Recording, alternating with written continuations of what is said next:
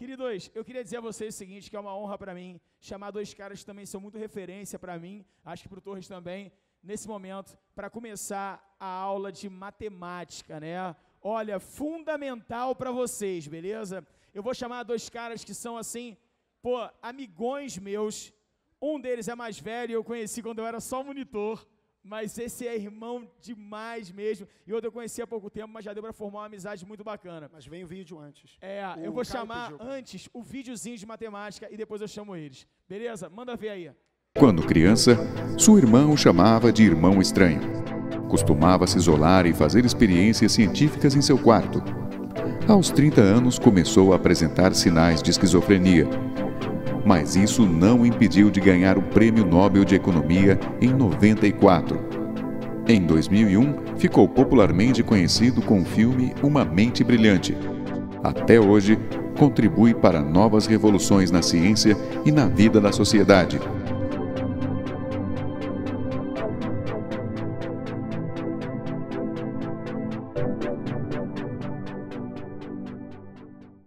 Beleza, amigos. Olha só, com vocês, Rodrigo Piraciaba e André Fontinelli.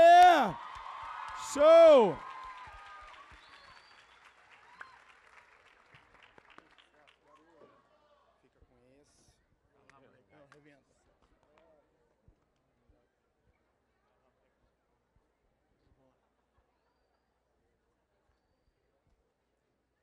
Bom dia, pessoal, tudo bem? Bom dia a todos. Meu sonho era poder dar uma aula dessa palestrada, assim, né? O professor de matemática ele não vive sem um quadro. Então o troço vai ficar um pouquinho menos legal, um pouquinho menos teatral dessa vez, né? Porque tem que fazer conta pra caramba, etc. e tudo mais. Então vai ficar mais parecido com uma sala de aula normal, é uma tristeza. Queria muito ser professor de história, de literatura nessa hora e tudo mais, infelizmente escolhi errado nesse sentido, né?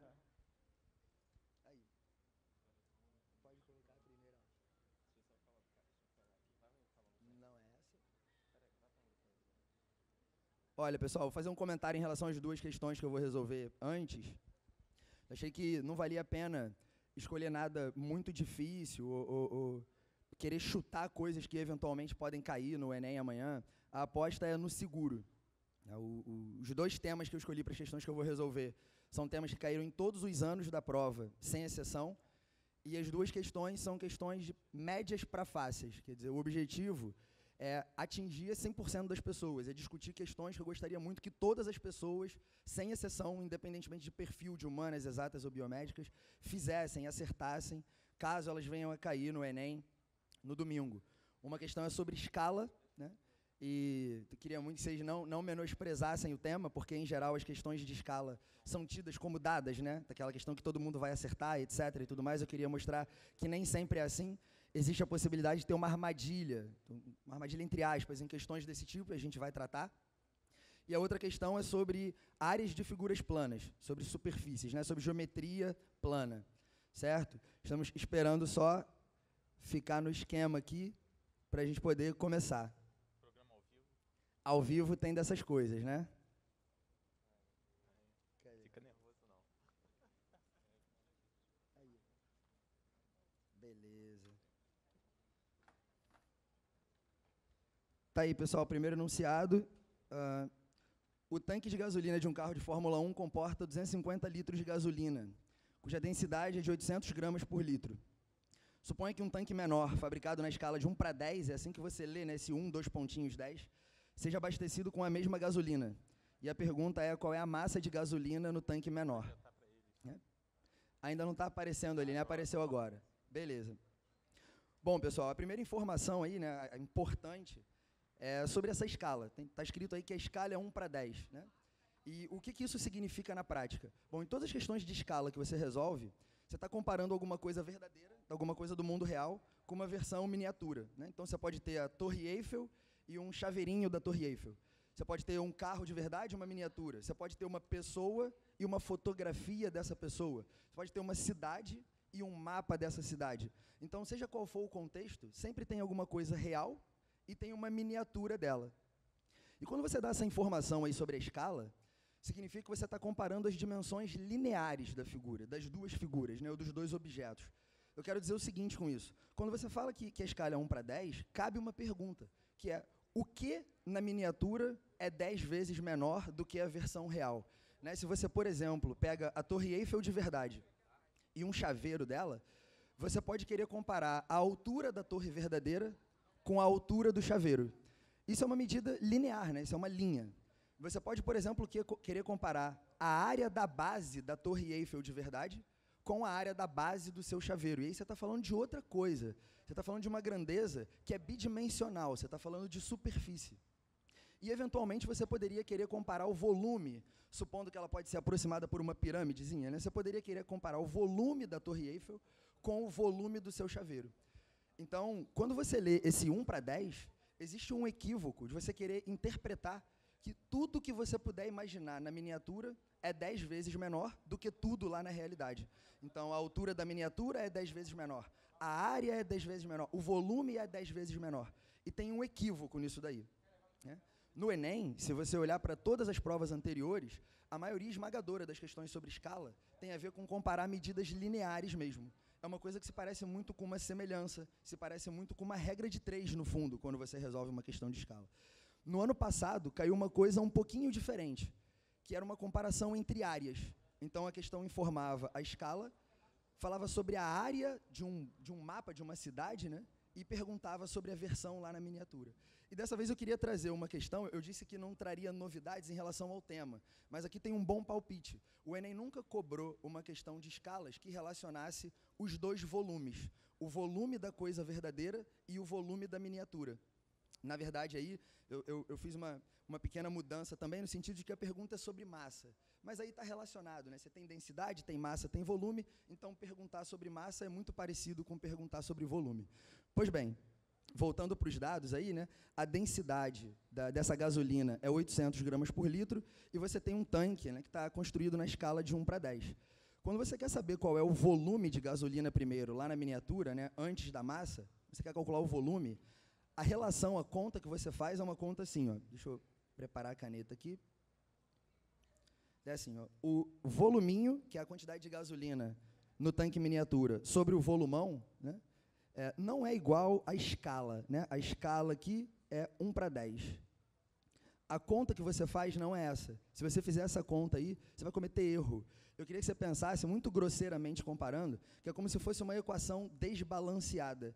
É como se você estivesse comparando banana com laranja. Porque o que está do lado esquerdo dessa equação é uma coisa que tem a ver com tridimensionalidade, né? São grandezas tridimensionais, volume, ok? Centímetro cúbico, metro cúbico, decímetro cúbico. E o que está do lado direito não. É uma escala de comparação entre coisas lineares.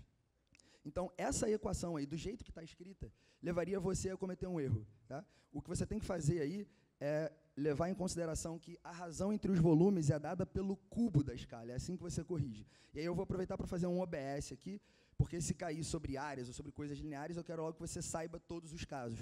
Então, se você estiver comparando uma distância na miniatura com a distância lá na figura verdadeira, isso é a escala, né? Seria uma regra de 3 simples. Se você estiver comparando uma área na miniatura com uma área na figura verdadeira, isso daí é o quadrado da escala. E se você estiver comparando volumes, como eu disse, né, é uma coisa que ainda não aconteceu no Enem, isso aí é o cubo da escala, certo? Então, voltando lá para a questão, você vê que o volume do tanque grande ele é dado, né? Você tem 250 litros de gasolina, e o voluminho é o que você está querendo calcular. Então, fica um V sobre 250 litros, assim, né, igual a 1 para 10 ao cubo. Tem um outro comentário aqui, bobo, mas eu acho pertinente. Quando você pensa em escala, não tem nada de dimensão ali, né? Às vezes eu vejo alunos falando que a escala é 1 para 10 centímetros, por exemplo, 1 para 10 metros, ou 1 para 10 litros. Não tem nada, né? A escala é 1 para 10 e ponto. Não tem unidade nenhuma envolvida ali, certo? Isso é importante observar. Como o volumão aqui embaixo está em litros, dá para ver que quando você calcular o voluminho, essa conta vai sair em litros também, né?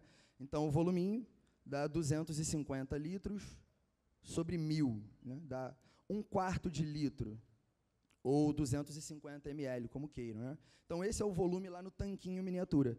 E aí, depois você tem mais uma conta para fechar a questão, porque, na verdade, o pedido é sobre a massa. Então, você tem que lembrar aí que a densidade é massa sobre volume, então, portanto, a massa que você está querendo calcular é a densidade multiplicada aí pelo voluminho, né? Esse ρ é 800 gramas por litro, isso aí é um dado também do problema, e o voluminho que você acabou de calcular é 1/4 de litro.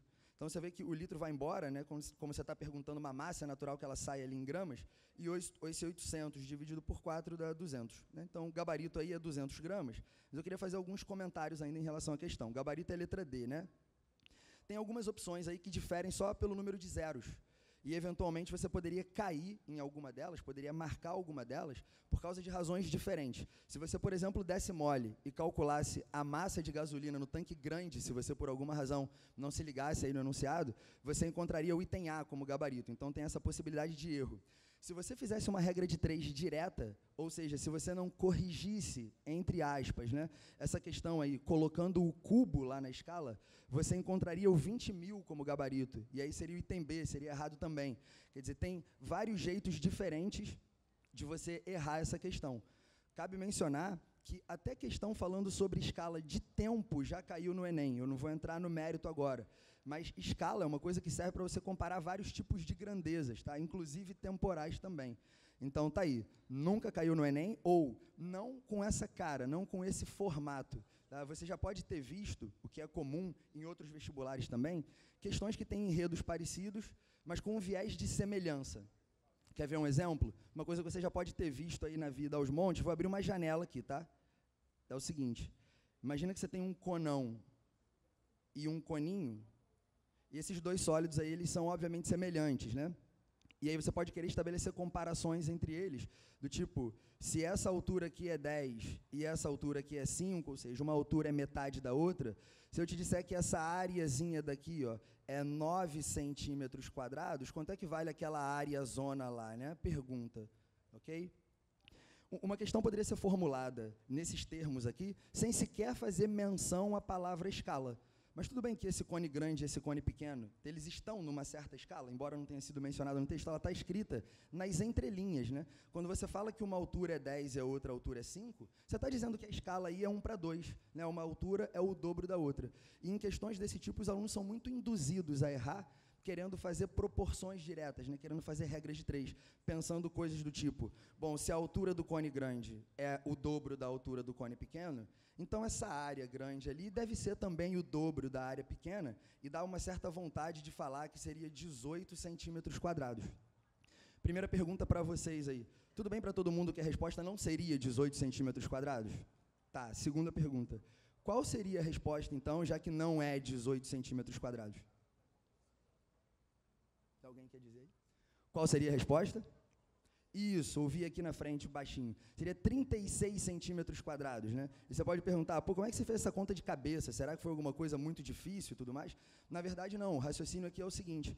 Como a altura do cone grande é o dobro da altura do cone pequeno, a área, que é uma grandeza de dimensão quadrada, ela não dobra. Ela dobra ao quadrado. Vocês entendem isso na boa? Significa que ela quadruplica. Certo? Então, a razão entre as áreas é o quadrado da razão de semelhança. Talvez você já tenha ouvido desse jeito. É o quadrado da escala. No fundo, a gente está falando da mesmíssima coisa, só com outros termos técnicos matemáticos. Tá? Deixa eu fazer uma última pergunta para testar se está tudo bem mesmo. Nessas mesmas condições aí, em que uma altura é 10 e a outra altura é 5, esquece esse 36 centímetros quadrados, esquece esse 9 centímetros quadrados. Se eu, por exemplo, disser que nesse coninho de baixo, como se ele fosse uma taça, cabem 100 ml de líquido, quanto é que você acha que cabe no conão? Aliás, primeira pergunta, qual não é a resposta? Fala aí. A resposta não é 200, né? Beleza, eu não quero que você pense que se a altura dobrou, o volume vai dobrar. Tá? Agora que você já entendeu que a resposta não é 200, qual é a resposta então? Fala aí. 800, né? Porque se a altura dobra, o volume, que é uma coisa de natureza cúbica, ele não dobra, ele dobra ao cubo, tudo bem? Então, ele octuplica. E aí a resposta lá para o volume do conão seria 800 ml. Quer dizer, você já viu coisas desse tipo, mas sob esse viés de semelhança entre sólidos, não sob esse viés de escala, fechado? Mas, no fundo, é tudo a mesma coisa. Ok? Quanto à questão, seria muito legal se caísse, porque nunca caiu, acho que um monte de pessoas tropeçariam e vocês não tropeçariam, e seria bem legal. Então, ok. Dito isso, vamos passar aí para a questão de número 2. Tá aí. Bom, se você está treinando bastante para o Enem, você deve olhar para o texto aí, para o enunciado, e perceber que essa questão não tem cara de Enem, né? Porque você já se acostumou bastante com o fato de as questões serem altamente contextualizadas, né? Em geral, tem um texto bem grande, conectando o assunto ali da questão com alguma coisa do seu cotidiano, depois uma figura, ok, por fim a pergunta. E essa questão é uma questão super direta, né? Do tipo, tem os dados aí, calcule a área dessa coisa que está achurada. Olha, eu só coloquei uma questão descontextualizada para a gente ter um pouquinho mais de tempo para discutir. Não valeria a pena, nesse momento, né, em que os professores têm tão pouco tempo, ficar lendo um enunciado enorme e tudo mais antes de fazer a questão. Isso aí vocês já fizeram muito ao longo do ano, né? Todo mundo sabe do que eu estou falando, todo mundo entende hoje o que é uma questão com cara de Enem. Tá? Então, feita essa ressalva, vamos para o texto aí. Na figura abaixo, o quadrado está inscrito na circunferência. Então, é uma situação bastante comum de você ter figuras planas, umas dentro das outras, né? Sabendo que a medida do lado do quadrado é 8 centímetros, então a área da parte achurada em centímetros quadrados é igual a quanto? Pois bem, galera, eu também coloquei essa questão aí por um propósito que vai um pouco além dela mesma. Eu queria passar um bizu que você pode usar qualquer que seja a questão de áreas que você tenha que resolver. Esse tipo de coisa eu acho bastante legal. Assim, não é sempre que um professor de matemática tem a chance de falar para os seus alunos, olha, se cair um problema desse tipo, você sempre vai fazer da mesma forma. E eu acho que para quem é menos experiente, né, para quem é menos treinado, como é o caso de vocês, se você tiver uma receita de bolo para resolver um tipo de problema, isso é sempre muito legal. Isso traz a você alguma segurança, né? Porque você tem um protocolo a seguir ali, então você sabe que o troço vai dar certo. Pois bem, esse é o motivo dessa questão tá aí. O que eu queria dizer para vocês é que, seja qual for a questão de áreas, se o enunciado for, né, se a pergunta for, calcule a área da figura tal, existe um jeito protocolar de você pensar, existe um jeito programado, uma receitinha de bolo, passo 1, passo 2, passo 3 e tudo mais, que qualquer um de vocês pode seguir, certo? Então, o bizu, deixa eu virar aqui, para áreas. Vou colocar aqui dica, né? Bizu é um termo ultra particular aqui, regional, a gente está falando com o Brasil inteiro, talvez alguém não saiba o que é um bizu.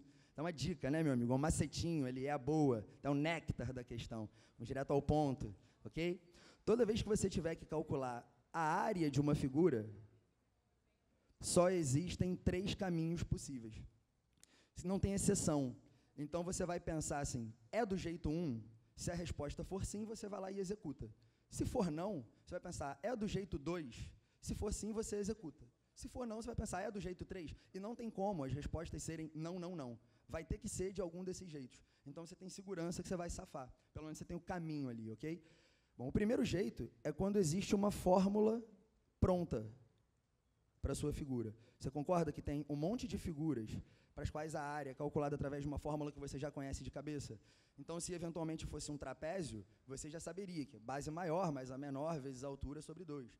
Se for um triângulo equilátero, você sabe que é L2 vezes 3 sobre 4. Se for um círculo, você sabe que é πr2 e por aí vai. Então, eventualmente, pode ser que você tenha que calcular a área de uma figura e quando você bate os olhos ali, você sabe, isso aí eu já conheço, tem uma fórmula que você vai lá e aplica diretamente. É o caso dessa figura aí? Ela é um pouco estranha, né?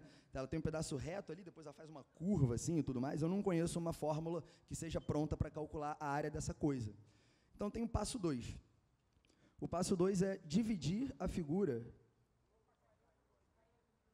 ou o jeito 2, né? Em partes conhecidas. Você acha que isso aí tem mais a ver? Vou dar um exemplo. Se você tiver que calcular a área de uma letra L, por exemplo, não tem fórmula pronta, né? Fórmula da área da letra L, não tem isso. Entretanto, se você traçar uma retinha, você acabou de dividir a figura em 2 retângulos, e os retângulos são coisas que você conhece. Fechado? Eu sei que o exemplo é bobo, mas o objetivo é esse mesmo, é ser didático, né? Se você pegar um pentágono, por exemplo, que não é regular, não tem uma fórmula pronta para você calcular a área desse pentágono. Mas se você fizer uma retinha horizontal, você acabou de dividir o pentágono em um triângulo e um trapézio, que são coisas que você reconhece. Então, às vezes, a estratégia é essa. Você pega uma figura estranha e divide em pedaços que são familiares para você. Dá para fazer isso nessa figura aí, né? Legal. Mas tem um jeito 3 ainda, que é o que eu chamo de calcular por excesso. Não é um termo tão bom, mas eu acho que quando eu explicar, melhora. No fundo, o ponto 3 ele é o 2 alterado. Às vezes, o que você faz é calcular a área de uma coisa maior do que aquilo que você precisa, do que você quer, e você vai tirando pedacinhos que estão sobrando. Por exemplo, se esse pentágono estivesse dentro de um retângulo, assim, ó, todo mundo entende na boa que a área desse pentágono é a área do retângulo menos esses 4 chorinhos que estão dos lados ali. E esses chorinhos que estão dos lados são coisas familiares, são triângulos retângulos, então seria fácil calcular as áreas deles, né? Tem uma outra figura que inclusive aparece aí nesse problema, que é a seguinte, ó, vê se você sabe o nome dela. O nome não é tão familiar. Quando você pega uma circunferência, pega 2 pontos e liga, isso aqui é uma corda. Aí tem uma áreazinha ali, tá vendo? Entre a corda e o contorno da circunferência. Essa figura tem um nome e não é setor circular. É um outro nome. Você sabe dizer o nome dessa figura aí? É um nome meio estranho, não tem problema. Chama segmento circular. Isso é o de menos. Então, o que importa aqui é o seguinte, como é que você calcula a área dessa coisa? Tem uma fórmula pronta? Até tem, mas duvido que vocês tenham decorado. Você vai dividir essa figura em pedaços, vai dividir aqui, ó. Ficou igualmente ruim, né? Não é muito esse o caminho. Mas se você pegar o centro dessa circunferência e ligar lá nos pontos A e B, dá para dizer que essa figurinha aí é um setor circular, tá vendo? Uma fatia de pizza, menos alguma coisa, né? Menos o quê? Menos um trianglinho que você vai tirar ali do meio, certo? Então você calcula uma coisa maior, você pega a fatia de pizza e tira um triângulo ali do meio, que é o que você não deseja. Então sempre vai ser de um desses 3 jeitos. Bom, acho que eu já dei a dica aí, né? Nesse caso, você acha que dá para safar do jeito 1, do jeito 2 ou do jeito 3? Então, o jeito 2 é uma boa alternativa, né? Vamos ver por quê. Deixa eu colocar uma outra cor aqui, porque a figura já está toda preta. Vou pegar um vermelhinho. Essa figura pode ser dividida assim, ó. Aqui tem um triângulo retângulo, né? É uma coisa super familiar. E aqui tem um segmento circular, que é uma coisa que eu acabei de apresentar. Talvez esteja pensando, Fontenelle, a minha divisão não foi essa. Eu dividi a figura de um jeito diferente. É bem verdade. Às vezes você consegue dividir de formas diferentes e chegar no mesmo lugar. Quer ver uma divisão que é um pouco mais simples até do que essa? Você poderia pegar o centro dessa circunferência, ó, e ligar aqui, ele já está ligado a um dos vértices, né? Liga aqui no outro. Então, vê aí se não tem uma fatia de pizza para a direita, ó, tá vendo? É um setorzão circular com um ângulo de 90 graus, assim, ó. Então, o que eu estava dizendo antes foi o seguinte, tem uma primeira divisão que dá vontade de fazer, que é falar que tem um trianglão retângulo, assim, ó, que é metade do quadrado, e tem essa coisinha curva que eu acabei de apresentar, o segmento circular. Mas calcular a área dele não é tão simples assim. E aí eu propus uma segunda divisão da mesma figura. E a segunda divisão foi, se você ligar o centro desse quadrado, aqui, que é o mesmo da circunferência, né? Aqui nesse outro vértice, segmento que não existia no início do problema, para a direita tem um setor circular. E um setor circular é uma figura que você conhece bem, né? E digo mais, não é um setor circular qualquer, né? O ângulo aqui é de 90 graus, então é excelente, né? Isso é um quadrante, né? Isso é um quarto de circunferência. Todo mundo viu isso daí na boa? E para cá, o que sobrou, eu vou chamar esse pedaço aqui de pedaço 1. Opa, foi mal. Foi mal. Pedaço 1. Tá aqui, ó. Acabei de ser advertido aqui na frente. E sobrou para cá para baixo um pedaço 2, e vê que esse pedaço 2 também é uma coisa bem legal, é um triângulo retângulo. Eu vou falar já sobre as medidas, tá? Primeiro a gente está falando sobre o modo de pensar, depois a gente fala sobre os dados do problema e executa ali a solução, ok? Então tá aí uma bela divisão. Agora vamos para os dados, né? A questão falou que o lado desse quadrado mede 8, então tá aqui, 8 centímetros. Significa que você sabe dizer imediatamente quanto mede o diâmetro dessa circunferência que coincide com a diagonal do quadrado, né? Quanto é que é esse diâmetro aí? Esse diâmetro todo, ó, é 8 raiz de 2, né? Como é que você sabe? É porque a diagonal do quadrado que coincide com o diâmetro é lado raiz de 2. Como o lado é dado, então tá ok. Bom, isso aí é o diâmetro da circunferência que você não usa para quase nada quando você está fazendo conta na prática, porque todas as fórmulas que importam envolvem o raio e não o diâmetro, né? Tá atrapalhando? Bom, o raio mede 4 raiz de 2, né? E não 8 raiz de 2. Então, para cá, 4 raiz de 2 e 4 raiz de 2. Para cá tem um raio também, tá vendo? Ó? Meio escuro aí, né? É. Não sei o que eu faço.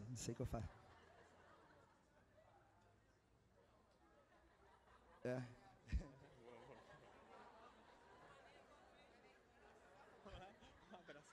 Vamos. Oi, galera, tudo bem? A gente veio participar da entrevista aqui. E aí? Meu amigo, agora bota essa aqui. Tá puxado da aula aqui, companheiro. Que a turma toda tá junta. Pode falar. Eu quero falar com a Fátima também, então. Tá na... Bota a Fátima aí agora que eu vou falar com ela. Mostra todo mundo. Dá um oi pra Fátima e fala: oi, Fátima!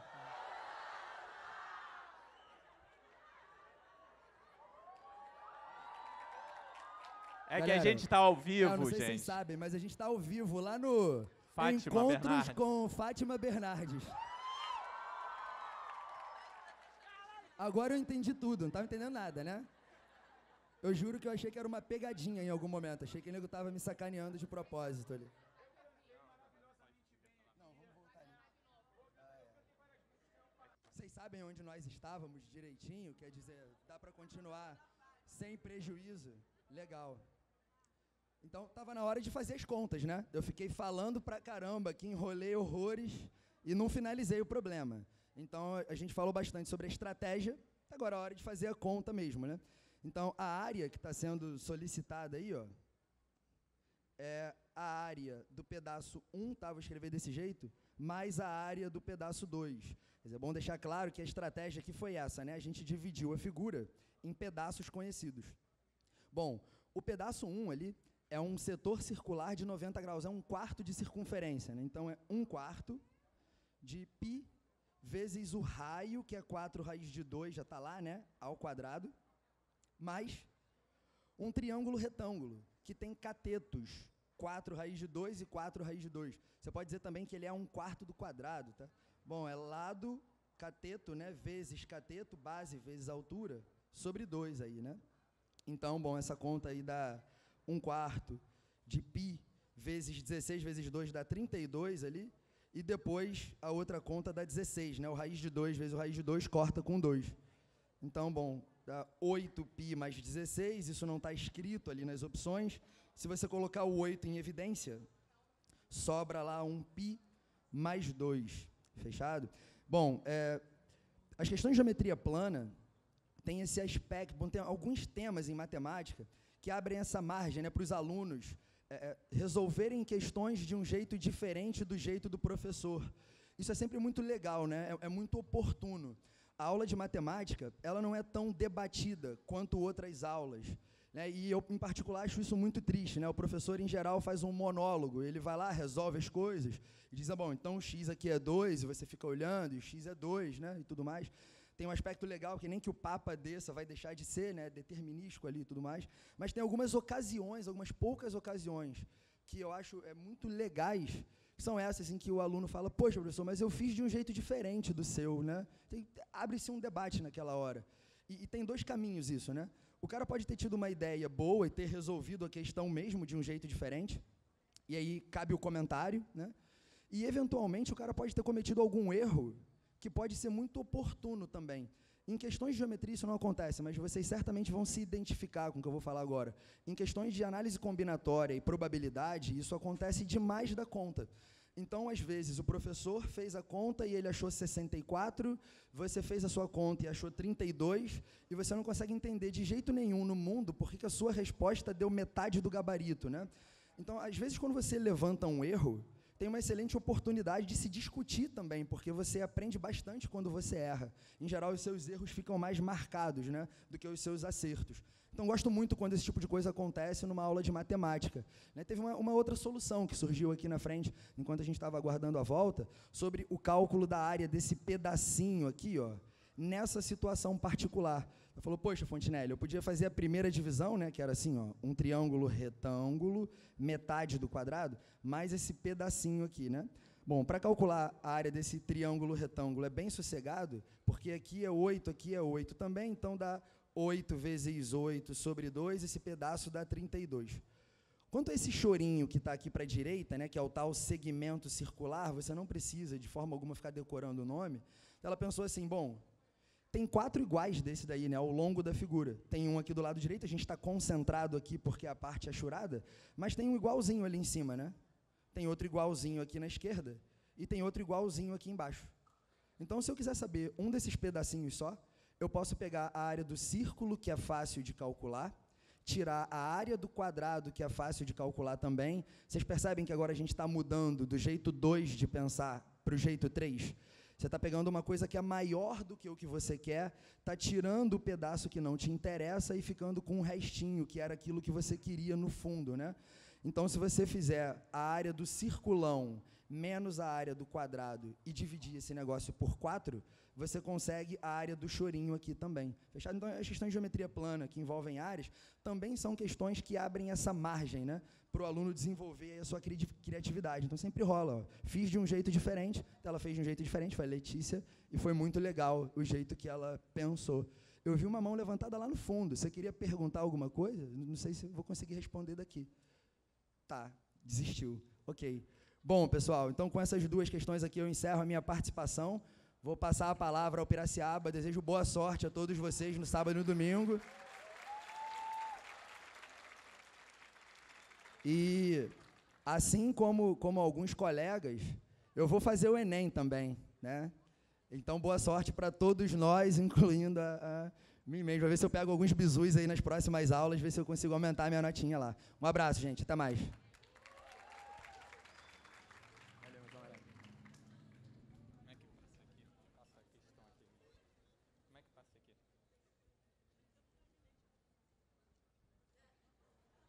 Gente, não repare a foto. Foi um momento meio diferente. Meu aluno, olha para cá, me dá uma ajuda e, por favor, acompanha comigo aqui. Ah, valeu, irmão. Acompanha comigo aqui a nossa primeira questão da aula. Por favor, vamos para o texto dela aqui no PowerPoint aqui. O nível sonoro N, medido em decibéis, é a intensidade I0 de um som, medida em watts por metro quadrado, estão relacionadas pela expressão N igual a 120 mais 10 vezes log de quanto? I0. Aí ele vai e fala, suponha que foram medidos em certo local os níveis sonoros N1 e N2 de dois ruídos com intensidade I1 e I2, respectivamente, sendo que N1 menos N2 é igual a quanto? 20 decibéis. Calcule o quê? A razão I1 sobre 2. Sabe, meu aluno, sabe, eu preciso muito de você. Sabe o que dói? Apareceu o que ali? Log. Ah, Rodrigo, log é ruim. Meu aluno, é fácil. É fácil. Não é não, é sim. E eu quero você me dizendo. Eu quero você me ajudando. Fala pra mim. Vamos lá. Primeiro log. Log de A vezes B na base C. Eu quero a sala respondendo. Log do produto, vira o quê? Log do primeiro, o quê? Mais ou menos agora? Mais. O log do segundo. Então, log de A vezes B na base C vai ser log de A na base C, mais log de B na base C. De A vezes B, é isso ou não é? Agora muda. Log de A dividido por B. A dividido por B na base C. Como é que fica para você? Agora é uma divisão. É o log do primeiro, que é o log do A, mais, sala, é mais? Não, é o quê? Menos. Lindo. Então vai ficar log de A na base C. O que para mim? Vai. Menos log de B também na base o quê? C. Faz sentido ou não faz? Mas sabe o que dói? Sabe o que dói? É que é tão óbvio, e você não repara. O quê? Se eu posso ir, eu também posso o quê? Voltar. E aí eu quero olhar para cada aluno dessa sala e perguntar, a sala, olha só, por favor, ajuda, perguntar, se eu posso ir, eu posso voltar? Se eu chegasse para cada um aqui e falasse assim, eu tenho log de x na base 10, mais log de y na base 10, ambos estão na base, o que eu falei? 10. E entre eles está que sinal? Vai. Mais. Isso aí veio de quem para você? Veio de quem para você? Log de x vezes o quê? Y. Ambos em que base, hein? 10. Aí, só preciso mais uma ajuda. Só mais um pouquinho de vocês. Fala para mim, se em vez de log de x e y, eu falasse log de w na base k, menos log de r na base k. Preciso da sala. Entre eles agora está em que sinal? Está que sinal? Vai. Menos. Isso aí veio de um produto? Veio de um produto? Não. Veio do que, meu aluno? Vai. Uma divisão. Então, olha agora como é que a gente vai fazer essa questão. Acompanha comigo aqui rapidinho. Presta atenção em todo o texto. O nível sonoro, o seu N, olha aqui, o seu N é igual a 120 mais 10 log de quanto ali? E 0. Por favor. Quando ele manda N1, a única coisa aqui que seu N1 vai ser o quê? N1 vai ser igual a 120 mais 10 vezes log de 1. Posso falar isso ou não posso? Como é que seria o N2 para você? 120 mais 10 log de quem para a turma? E 2. E, por favor, minha turma, olha o que vai ocorrer. Cheguei aqui, botei ali para você olhar e acompanhar comigo. N1, 120 mais 10 log de 1. N2, 120 mais 10 log de 2. Por favor, quando ele pede para você colocar N1 menos N2, posso substituir isso? Posso ou não posso? Entrou aqui. N2, esse aqui, entrou nessa posição. Só não erra o sinal, só não erra o que está te mordendo aqui. Olha para cá, 120 mais 10 log de 1. Qual o sinal para você? Menos. 120 mais 10 log de 2 igual a quanto no final? 20. Só uma dúvida. Esse menos troca 1 ou troca tudo? Troca tudo. E quando trocar tudo, fala para mim. Vai ficar 120 foi mal, hein? Foi mal. 120 mais 10 log de 1, o quê? Menos. Agora, olha. Menos 120, menos 10 log de 2. Tudo bem ou não? Só tira uma coisa. Mais 120 com menos 120, o que você vai fazer? Cortar. E aí, olha o que sobra, 10 log de 1 menos 10 log de 2. O que meu aluno faz com esse 10? Coloca em evidência. E quando você bota em evidência, ficou 10, que multiplicou o que para a turma? Log de 1 menos log de 2 igual a 20. 10 está multiplicando, vai para lá o quê? Dividindo. E quando for para lá dividindo, fiquei com cortei, log de 1 menos log de 2 igual a 2. Só essa passagem. Log de 1 menos log de 2 igual a 2. Ô turma, ô aluno, a base do primeiro e a base do segundo muda ou é a mesma base? É a mesma. E aí, entre eles está aqui sinal? Menos. Isso daí vai virar uma div. E aí, olha a brincadeira fechando. Fiquei com log de quê aqui? E 1 sobre 2. Ah, mas era o que ele pedia, Rodrigo, eu sei. E aí, olha aqui, quando não tem base, qual é a base para você? 10. E aí, quem fica fixo? E 1 sobre 2 fica fixo, e o 10 passa o quê?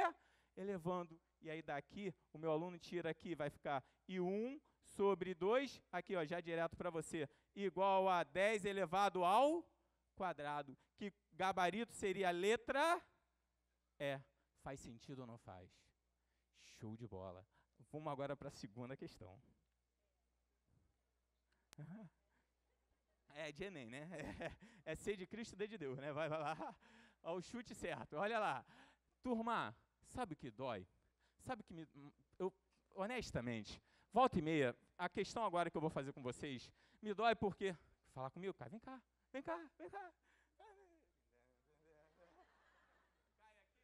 Caio é uma das pessoas aqui que está organizando o nosso evento aqui. E aí, pode dar uma salva de palmas para ele, porque o garoto aí arrebenta, aí está fazendo tudo aí com o maior carinho. Ele que volta e meia aqui, vem nos ajudar aqui, dando um suporte. Pode falar, guerreiro, é teu.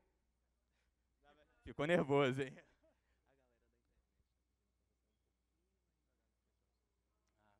Valeu, guerreiro. Vamos lá, voltando para cá. Minha turma inteira, a Fátima mandou um recado. Segredo, depois eu conto. Olha aqui, ao fabricar o que vai? 80 litros de quê? Polpa láctea. Um engenheiro de alimentos utilizou quanto? Vai, 90% de pura polpa. Completando o volume com o derivado de leite... um leite diferente. Olha aí, lactosex. E aí, olha... Rodrigo, não entendi, deixa para lá também. Olha só, após testar a concentração, o engenheiro resolveu acrescentar mais lactosex ao produto. Ele estava inspirado, olha lá. A fim de que a quantidade inicial de pura polpa ficasse reduzida a 60% da mistura final. Quantos litros de lactosex foram acrescentados? Por favor, sabe... Um dos detalhes que eu mais tenho medo e o que eu não posso deixar o meu aluno errar é o seguinte, gente, quando você acrescenta uma das substâncias na mistura, você só acrescentou uma parte ou acrescentou no total? Acrescentou no total. Se eu tenho 10 litros, acrescento mais 1 litro? Ah, Rodrigo, eu tenho 10 litros, sendo 9 de gasolina e 1 de álcool. Acrescentei mais 1 litro de álcool. Turma, eu passei a ter quantos litros ao todo? 11. Faz sentido ou não faz isso? E, por favor, cuidado com isso. Esse tipo de questão, a maioria das pessoas esquece isso. Esquece e lá no final erra porque esqueceu que o total aumentou também. Concordam ou não? E só mais uma coisinha, que daqui a pouco vai entrar a percentagem. E quando entra a percentagem, eu preciso de você. Eu preciso muito de você, dizendo para mim só um detalhe. olha para cá, porque tem certas coisas que dói. Chegar para o meu aluno que vai abrir a prova amanhã, na nossa de matemática, no domingo, e não pode errar. Não pode errar um detalhe que cai demais, cai demais. Olha, se eu chegar aqui para a turma, olha esse segredo. Falar assim, quanto é 60% de R$80? Eu viro para o meu aluno e falo assim, o que significa esse símbolo aqui, por cento? Sobre 100. E aí, meu aluno, por favor, se eu quero 60% de R$80, é sem medo, e você vai acertar. Direto, 60% é 60 sobre o quê?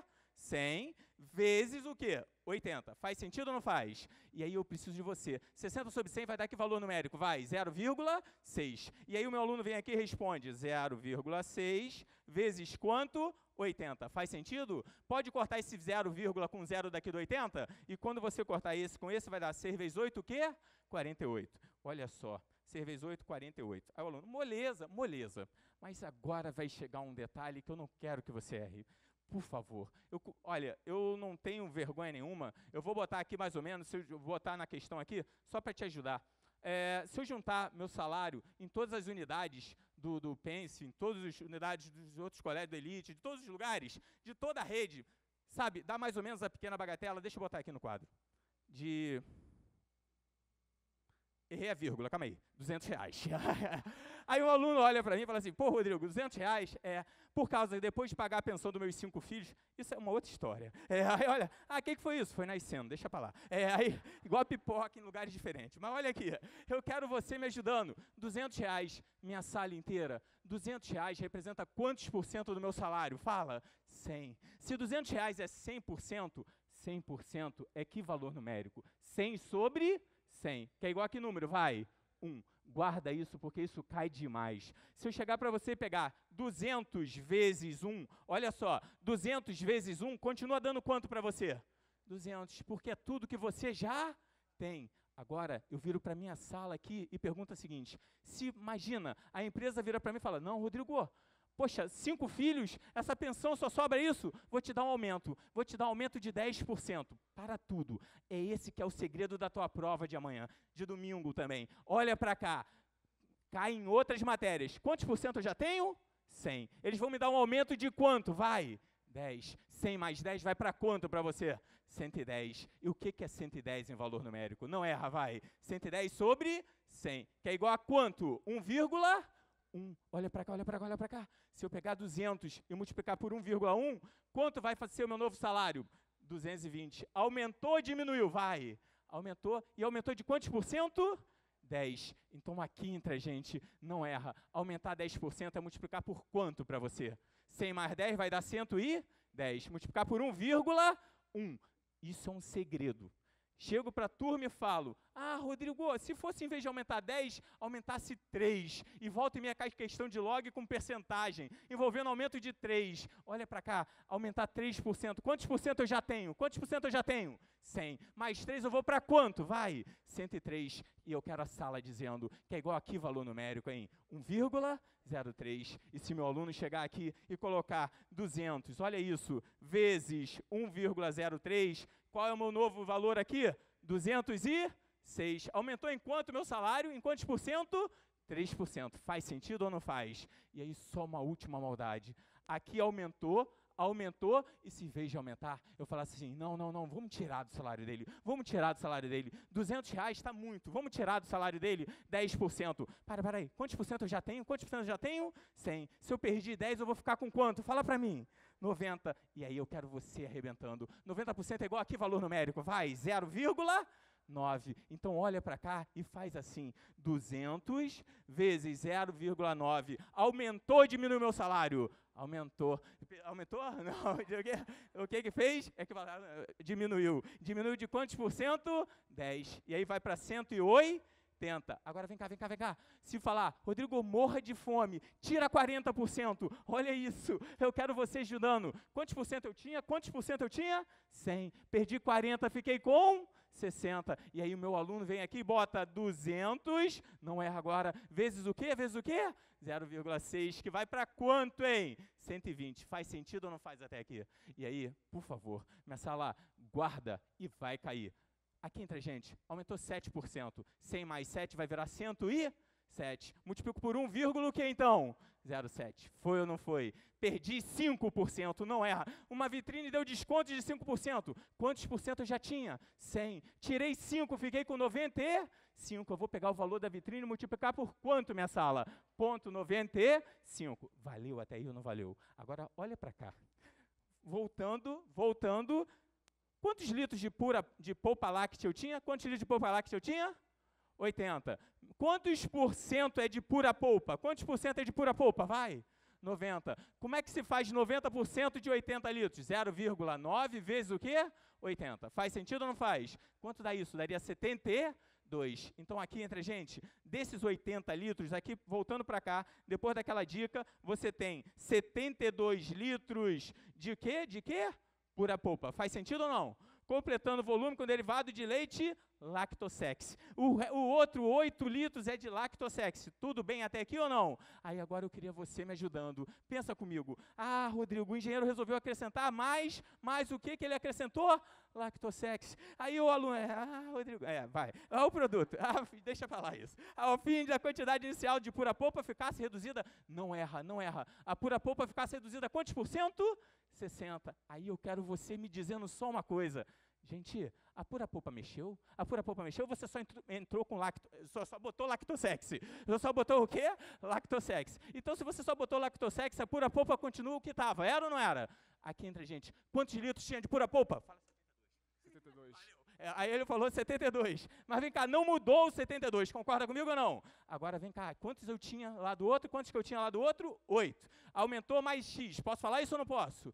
Agora, se eu virar para cada aluno dessa sala e perguntar o seguinte, olha isso, o meu 72 corresponde a quanto? Quando ele disse que reduziu, o meu 72 vai ficar como sendo 60% do lactosex ou do total?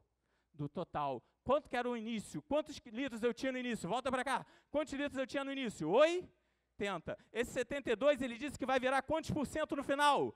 60. Então, vem cá. 72 vai ser 60% só de 80 ou 80 mais do que você introduziu? 80 mais do que você o quê? Introduziu. E aí, é só brincar. Olha para cá. Meu aluno, 72 litros do que você falou, pura polpa, 8 litros de quê? Lactosex, acréscimo de quantos litros que eu botei para a turma? Vai, N. Como é que o meu aluno fica? 72 é igual a quem agora? Vai, fala aí. 0,6 vezes quanto? Vezes 80? Não, 80 mais o quê? N. E aí, quando você faz essa conta aqui, ó, pode chuveirar? Tchau, tchau. 0,6 vezes 80 vai dar o quê? 48. 0,6 vezes N, 0,6N. Olha para cá. Passa 48. Vem com sinal positivo ou negativo? Negativo. 72 menos 48, 24 igual a 0,6. Ô, turma. Rodrigo, vou contar para você. Eu não sei fazer conta com vírgula. Como não? Quantas casas tem embaixo? Vai. Uma. Em cima? Nenhuma. Vírgula, 0. E agora? Tira a vírgula. Vai ficar 240 sobre quanto? 240 sobre quanto? 6. Vai, 40 segundos. Quanto dá? 40. Resposta, N igual a 40 litros. Valeu ou não valeu até aí? Só mais uma. Olha essa. Preciso muito de vocês. É muito surreal. Essa questão cai direto. É provavelmente aquela questão da parte mais difícil. E eu preciso que o meu aluno me ajude, porque eu já vou fazer, já botando a solução no quadro, mas eu queria que você saísse hoje daqui entendendo mesmo quando cai esse detalhe. Olha só, um cálice com a forma de um cone contém V centímetros cúbicos de uma bebida. Ele não deu V. Uma cereja de forma o quê? Esférica, com diâmetro quanto? 2. Olha, Fontinelli chegou aqui e falou para vocês, diâmetro quase não usa. Diâmetro é só para você lembrar do quê? Do raio. E se o diâmetro é 2, quanto é meu raio? Vai. 1. Maravilha. Diâmetro 2. E colocada dentro do cálice. Supondo que a cereja repousa apoiada nas laterais do cálice e o líquido recobre exatamente a cereja, a altura de 4 centímetros a partir do vértice do cone, determine o valor de V. Olha, minha turma, ele quer o valor da bebida que está ali junto com a cereja. Peço ajuda de todos. Que figura, olha só. Que figura seria essa maior daqui assim? Estou tentando contornar para você. Quem seria essa figura toda? Seria o quê? Isso tudo cheio. Seria um cone. Para quem esqueceu? Cilindro. Todo mundo aqui já viu um cilindro. Todo mundo aqui já pegou no cilindro. Olha só. Aí, Rodrigo, monte de CD. Se você pegar um monte de CD, que isso? Um monte de CD, botar um monte de CD um em cima do outro, forma uma pilha cilíndrica ou não forma? Como é que você acha o volume desse cilindro? Como é que você acha o volume desse cilindro? O aluno vira para mim e fala, mole, é o CD de baixo vezes a quantidade. Só tem um problema. Existe a fórmula de volume de CD de baixo vezes a quantidade? Não. No cilindro, no lugar de CD de baixo, você chama de área do quê? Da base. Quanto maior a quantidade, maior o quê da tua pilha? A altura. Então, qual o volume de qualquer cilindro? Área da base vezes o quê, meu aluno? A altura. Mas vem cá, quando é cone, é a mesma fórmula? Quando é cone? Não, você divide por quanto, hein? 3. Faz sentido ou não faz? Aí eu viro para vocês e falo assim, pensa comigo. Aqui eu tenho um cone, faz sentido ou não? Olha a maldade. Como é que seria o volume do líquido? O volume do líquido seria o volume do cone, fala para mim, mais o da esfera ou menos o da esfera? Menos da esfera.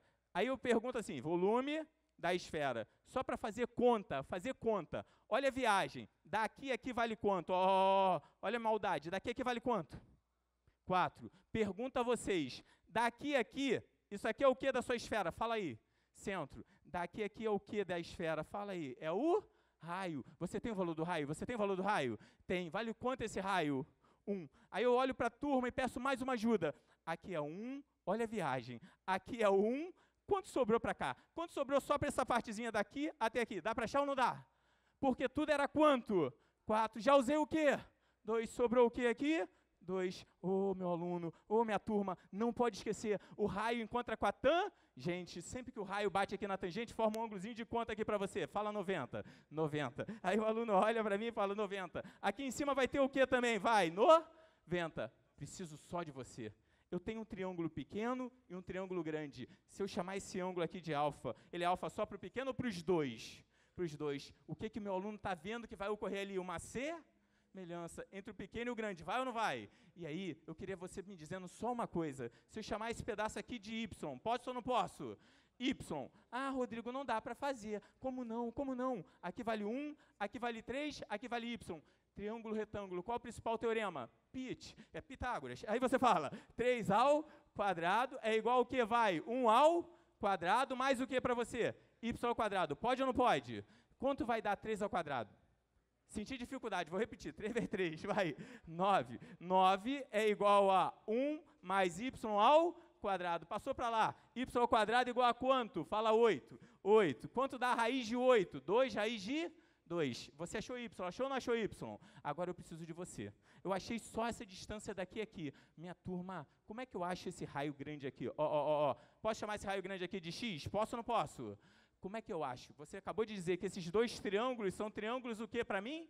Semelhantes. Lindo, lindo. E você responde daí. Quem é oposto a alfa aqui no pequenininho? Quem é oposto a alfa no pequenininho? 1. Quem é oposto a esse mesmo alfa aqui no grande? Quem seria oposto a ele lá? X. E aí eu olho para a turma e falo, quem é oposto a esse ângulo aqui que eu vou chamar de θ no pequenininho? Quem é oposto a θ no pequenininho? Seria o quê? Y. Que aí quanto para você? Que é quanto que você acabou de ver? 2, raiz de 2. Quem é oposto a esse mesmo ângulo θ aqui no grande? Quem é oposto a esse ângulo θ aqui no grande? Vai ser daqui a aqui, vai ou não vai? Que vale quanto para minha sala? 4. Turma, dá para cortar coisa aqui, dá ou não dá? E aí o meu aluno cortou, tchau, tchau, olha que viagem. Vai dar x raiz de 2 é igual a 2. Mas se x raiz de 2 é igual a 2, passa o raiz de 2, está multiplicando para lá o quê? Dividindo. E o meu aluno passa a ter x igual a 2 sobre quem? Raiz de 2. O que você tem que fazer aqui? Multiplica por raiz de 2 embaixo e em cima. E aí vai dar o que aqui? Raiz de 2 vezes raiz de 2. É isso ou não é? Corta alguém? 2 com 2. Você acabou de achar que o raio lá é quanto para a turma? Raiz de 2. Parabéns. Por favor. Dá para terminar? Olha para cá. Volume do líquido é igual ao volume do cone. Qual é a fórmula do volume do cone? Vai ser π vezes, quem é o raio da base do cone? X ao quadrado, vezes, quem é a altura do teu cone? Quanto vale a altura do teu cone? 4, isso tudo dividido por quanto, hein? 3. Olha que viagem. Quanto que era o x? Raiz de 2. Agora, só mais uma perguntinha. Qual é, não pode esquecer, não pode errar, qual é o volume da esfera? Qual é a fórmula do volume da esfera? 4, Rodrigo, não lembro. Lembra? 4π Rzinho elevado ao cubo sobre quanto, hein? 3. Valeu ou não valeu? Aí aqui você tem o volume da esfera, o volume do cone. Olha a solução final, olha como termina. Aqui, ó. Você chegou para mim, já achou o y igual a 2, raiz de quanto lá no início? 2. Aí você chegou, achou seu raiozinho igual a quanto? Raiz de 2. Achou o volume, olha, volume do cone, πx ao quadrado h. E Rodrigo deu 8π sobre 3. Volume da esfera, da cereja, 4πr ao cubo sobre 3. Rzinho era 1. 4π sobre 3. Ô, turma, ô, meu aluno, qual é o volume do líquido? Qual é o volume do líquido? Eu vou fazer o volume do cone mais o da esfera ou menos o da esfera? Menos. E quando você fizer 8π sobre 3 menos 4π sobre 3, qual vai ser a resposta final, hein? 4π sobre 3, cujo gabarito vai ser a letra D de dado. Valeu ou não valeu? Minha sala,